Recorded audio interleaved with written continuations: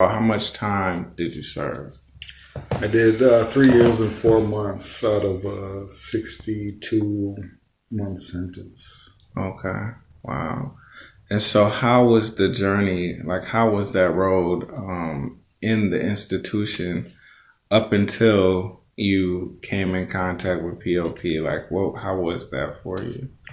My journey started off with just wanting to change something about me. Not really sure what it was that I wanted to change about me, but I knew something had to go. An old part had to go to let a new part in. Like I was hip to that.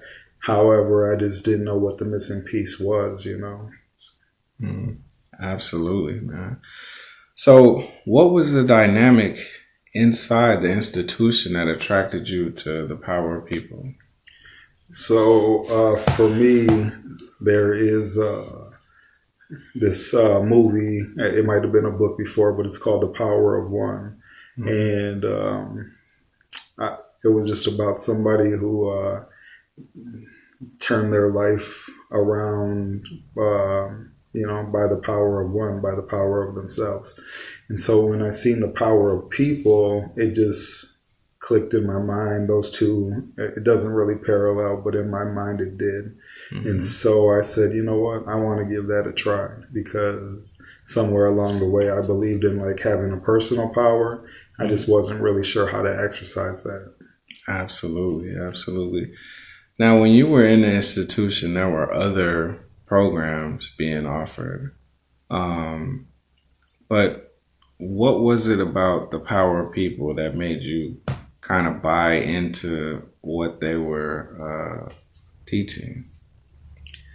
In the beginning, I didn't know what the power of people was exactly, but I guess, the power in the word power really attracted me to that. And so I decided, well, this is something that I'm going to try. And I didn't really know what I was getting myself involved in, but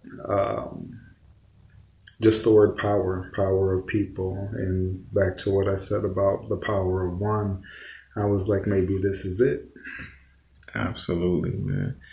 Because now, did the people that were affiliated with the power of people in the institution, were they kind of the same as everyone else, or did they carry themselves a little differently, or did you know of anybody who was already in the program? I didn't know anybody that was in the program. I just seen the flyer, and that was it. So I didn't have any interactions with people who were already pop guys or who were already affiliated. So I didn't know how to differentiate between who was and who wasn't and their behaviors. Absolutely.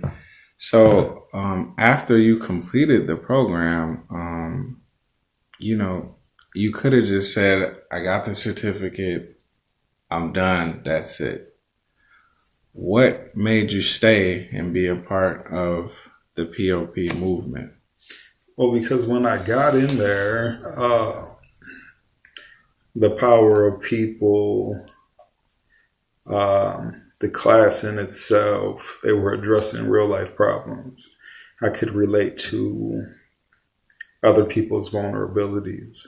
There was people in there sharing about their life and personal experiences, and it had this realness to it.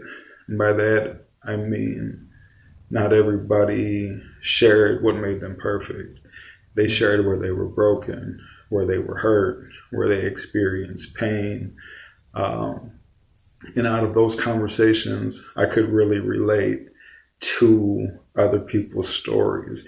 I remember feeling the same, even though my personal story wasn't an exact match.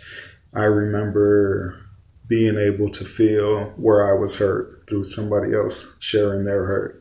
I could, remember my tears in certain situations and life events, and the commonality that people had in there is they wanted something different for their life, and gravitating towards their own personal development, getting a glimpse of what their own power could look like, to not have to make the same mistakes, that attracted me.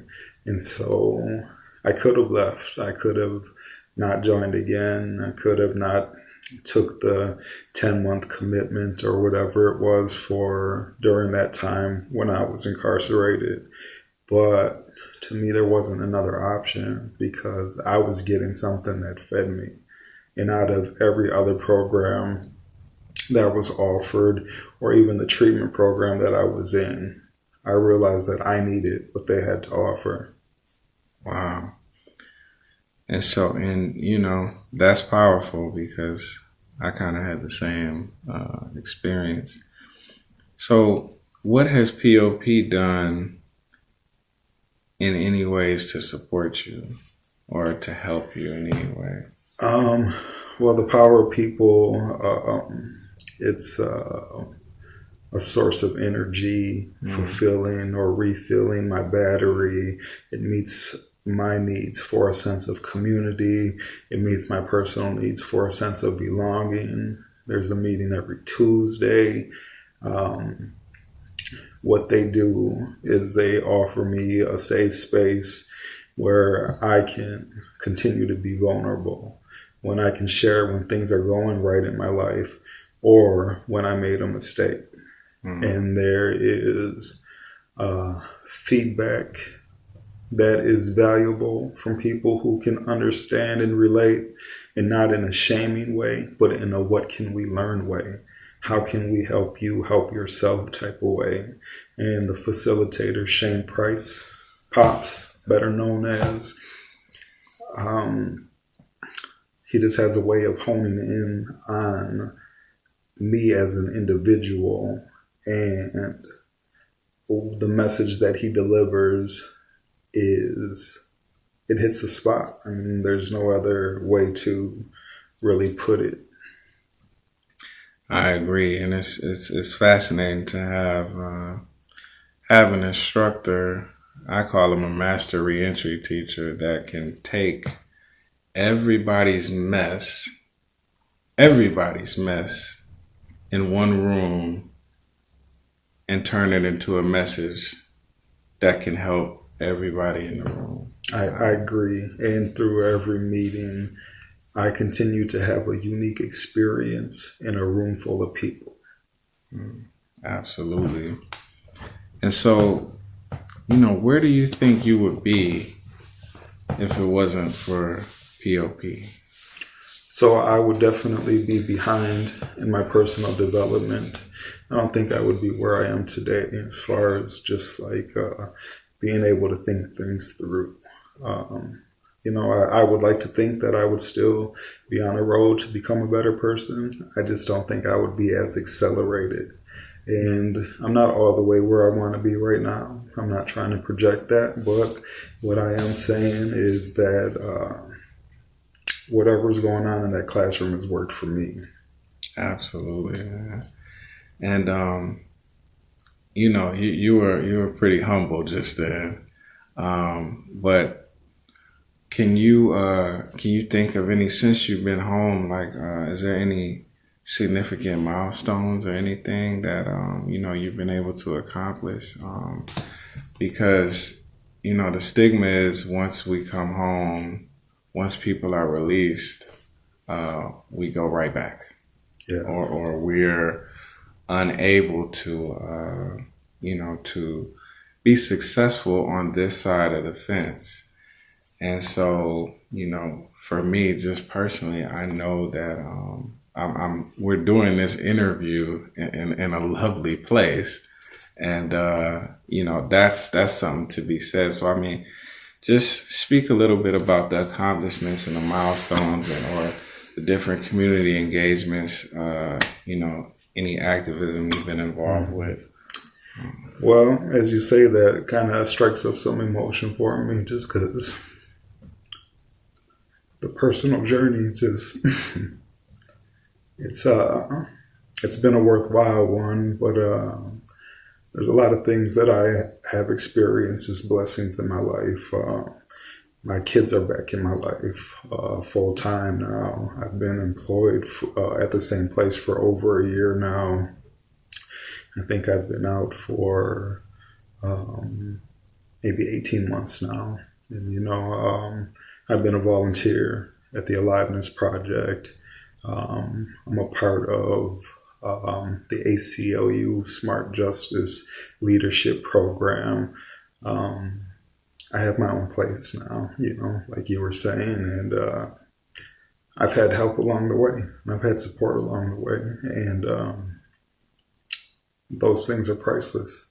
And without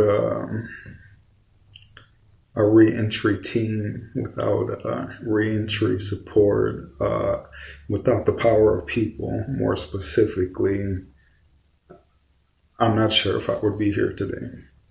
Absolutely, man. I agree. And I will say again, this is a very nice establishment. Now, lastly, is there anything you would like to say to Brother Shane or to Dr. Verna before we end this video? Yes. Thank you for your message, for your time, for your energy, for your effort. Most importantly, thank you for reinforcing and teaching me and reading the words that I'm lovable, that I'm valuable, that I'm powerful, and I'm important, because I treat myself that way today. Thank you.